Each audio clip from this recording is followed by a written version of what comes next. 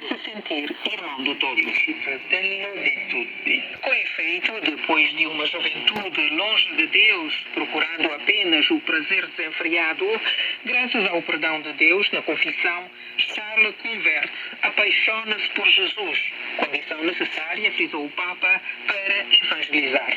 Caso contrário, podemos falar de nós mesmos, do nosso grupo, de uma certa moral ou de um conjunto de regras, mas não de Jesus, do seu amor, da sua misericórdia. O Papa diz ver isto hoje em alguns movimentos que falam da sua visão de humanidade, da sua espiritualidade, mas não de Jesus. Por que não falais de Jesus? Pergunta-lhes e acrescenta que seria belo que cada um de nós se perguntasse: eu trago Jesus no coração? Apaixonei-me um pouco por Jesus? Charles Foucault, sim. Charles, sim, ao ponto de passar da atração por Jesus à imitação de Jesus. Aconselhado por um confessor, Charles visita a Terra Santa e em Nazaré compreende que tem de se pôr à escola de Cristo. Passa muitas horas a ler o Evangelho e, conhecendo Jesus, sente o desejo de o dar a conhecer aos outros. Toda a nossa vida, toda a nossa existência deve gritar o Evangelho, afirma Charles, seguindo o exemplo de Maria no mistério da visitação. Mas muitas vezes, frisou o Papa, a nossa existência grita mundanidade, coisas estúpidas, estranhas. Com Cristo no coração, Charles decide viver o espírito de Nazaré, em pobreza e escondimento, para gritar no silêncio o Evangelho. Vai para o deserto do Sara como irmão e amigo para o seio dos não-cristãos, levando a mansidão de Jesus na Eucaristia. E deixa que seja Jesus a agir silenciosamente, convicto de que a vida eucarística evangeliza. Crede infatti che Cristo è il primo evangelizatore. Acredita com efeito que Jesus seja o primeiro evangelizador. Reza cerca de 10 horas por dia perante o tabernáculo, seguro da força evangelizadora ali representado. Sentia que era Jesus a levá-lo para junto de tantos irmãos longínquos. E nós acreditamos na força da Eucaristia? Desafia o Papa.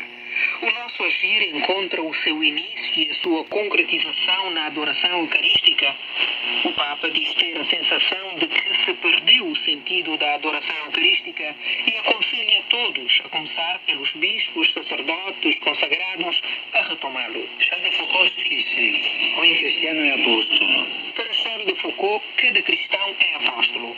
Ele considerava que ao lado dos sacerdotes são necessários os leigos, leigos santos, não trepadores, leigos que fazem compreender ao padre que não é funcionário, mas um mediador, acrescenta Francisco. Quanto bisogno abbiamo noi sacerdoti di avere accanto a noi questi laici che credono sul serio e con la loro testimonianza ci insegnano la strada. Como necessitamos, nós sacerdotes, de ter conosco leigos que acreditam seriamente e que com o seu testemunho nos mostram o caminho, exclama o Papa, segundo o qual, com a sua experiência laical, Charles de Foucault antecipou o Concílio Vaticano II, ou seja, intuiu que o anúncio do Evangelho é tarefa de todo o povo de Deus. Para aumentar esta participação, há que pôr-se de joelhos e acolher a ação do Espírito Santo, que sempre suscita modos novos para envolver, encontrar, escutar, dialogar, sempre em colaboração com a Igreja e com os pastores. Charles de Foucault figura que é profecia para o nosso tempo. São Carlos de Foucault, figura profética para os nossos tempos, deu testemunho da beleza de comunicar o Evangelho através do apostolado da mansidão. Ele que se sentia irmão universal e acolhia todos, nos mostra a força evangelizadora da mansidão, da ternura. O estilo de Deus, insistiu Francisco, é de facto proximidade, compaixão e ternura. O testemunho cristão deve ir sempre por este caminho. Proximidade, compaixão, ternura. Charles de Foucault era assim. Queria que as pessoas vissem na sua bondade a bondade de Deus, superior à sua. Dizia ser servidor de Jesus. E viver essa bondade levou-o a estabelecer laços de fraternidade e amizade com os pobres, com os tuaregs. E devagar, essas relações geraram fraternidade, inclusão, valorização da cultura do outro. Com o seu sorriso e a sua simplicidade, o irmão Charles dava testemunho do Evangelho. Mai proselitismo, mai. Testimonianza. Nunca proselitismo, nunca. Testemunho. A evangelização não se faz com proselitismo, mas através do testemunho, da atração, salienta o Papa, que conclui com mais uma pergunta. Trazemos em nós e transmitimos aos outros a alegria cristã, a proximidade cristã, a mansidão cristã, a ternura cristã, a compaixão cristã, a proximidade cristã. La vicinanza cristiana. E agora a saudação do Papa às pessoas de língua portuguesa. Saluti diversi gruppi venuti dal Portogallo e dal Brasile, in speciale le suore francescane di Nostro Signore del Buon Consiglio. Saúdo os diversos grupos vindos de Portugal e do Brasil, de modo especial as irmãs franciscanas de Nossa Senhora do Bom Conselho. Do exemplo de São Charles de Foucault, aprendamos a anunciar o Evangelho através da mansidão e da ternura.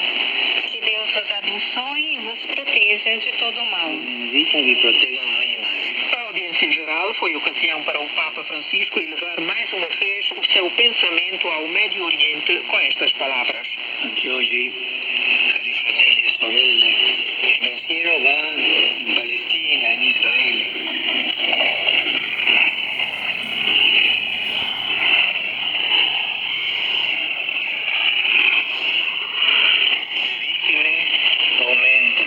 Também hoje o meu pensamento vai para Israel e a Palestina.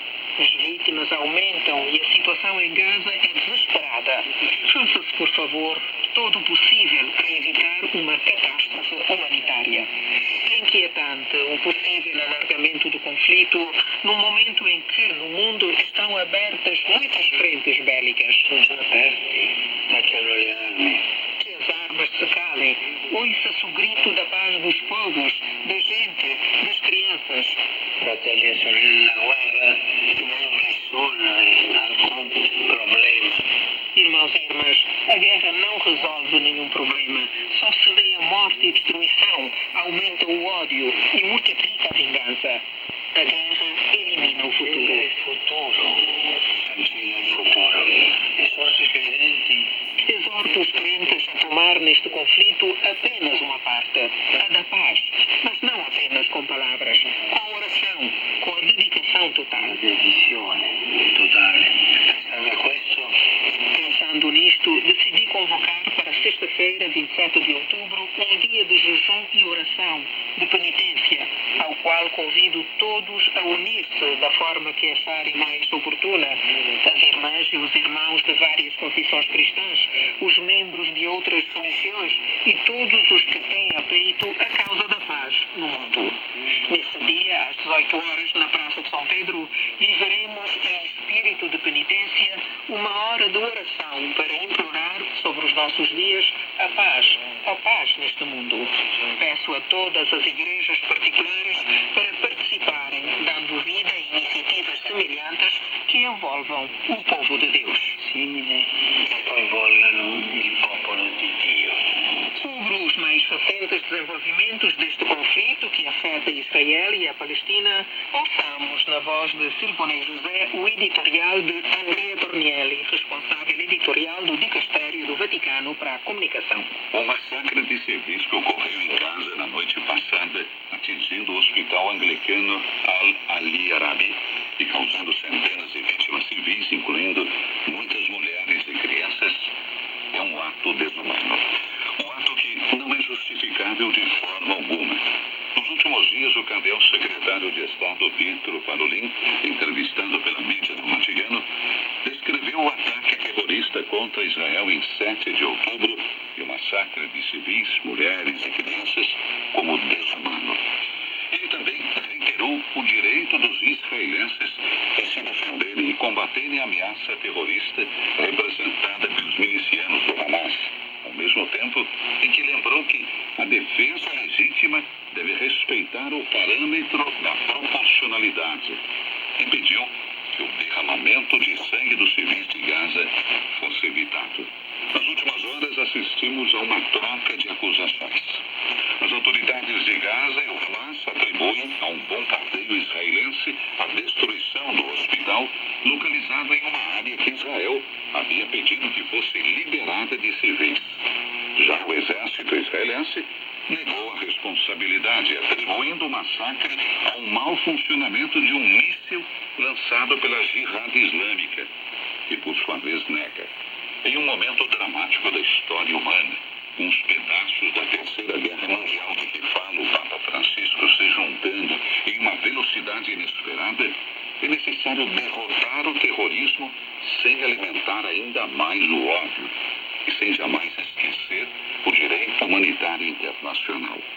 Enquanto esperamos para saber mais sobre o ato criminoso que destruiu um hospital, onde o pessoal médico sem recursos e já no limite de suas forças estava tratando os doentes e feridos, devemos apelar à comunidade internacional para que intervenha, a fim de evitar uma catástrofe humanitária e a eclosão de um conflito de consequências inimagináveis.